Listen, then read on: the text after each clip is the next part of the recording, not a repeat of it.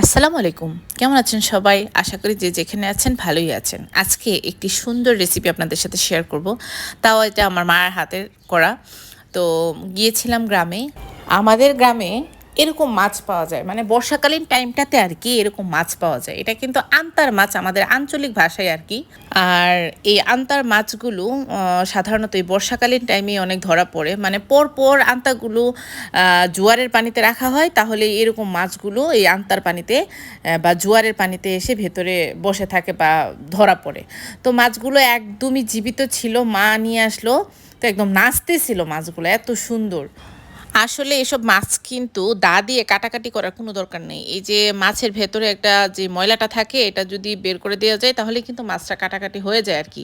আর মাছের উপরে যে ছাল থাকে বা আঁশ যেটা থাকে, ওই আঁশটা এভাবে ঝাঁকিয়ে লবণ দিয়ে ধুয়ে নিলে আঁশটা চলে যায়। আর আঁশটা খুব হালকা পাতলা থাকে, তো আঁশটা থাকেও না।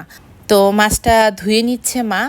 এই মাছগুলো সাথে সাথে উঠিয়ে এনে রান্না করলে এত মজা লাগে। মানে এখানে গরুর মাংস ফেল আর কি। দেখেন, আমি আপনাদেরকে দেখিয়ে দিই, একটা আঁশও কিন্তু এই মাছগুলোতে নেই। এত সুন্দর করে মা ধুয়ে নিয়েছে।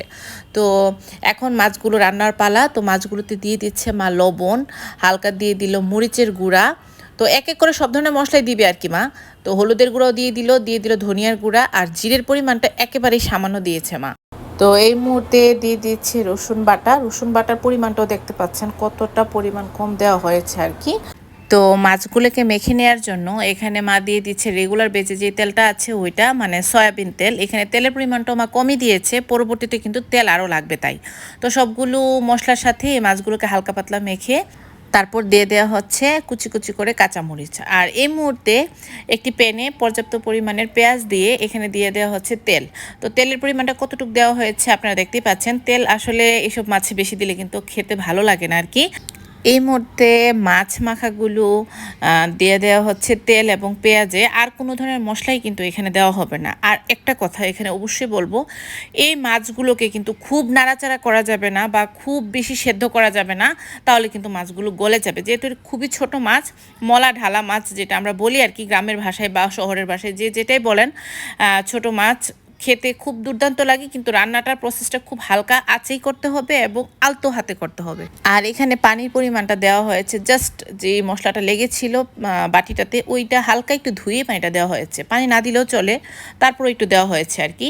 তো রান্নাটা 10 থেকে 11 মিনিটের মতো করলেই হবে, হাইস্ট 11 কি 12 মিনিট, এর চেয়ে বেশি না। তো এই মুহূর্তে বিলেতি ধনিয়া পাতা দিয়ে মাছটা উঠিয়ে নেব। তো কেমন হয়েছে আজকের এই রেসিপিটি অবশ্যই কেউ কমেন্টস করতে ভুলবেন না। আর নতুন রেসিপি পেতে আমার এই চ্যানেলকে সাবস্ক্রাইব করে অবশ্যই আমার চ্যানেলটির পাশে থাকবেন। আজ এই পর্যন্তই, টাটা।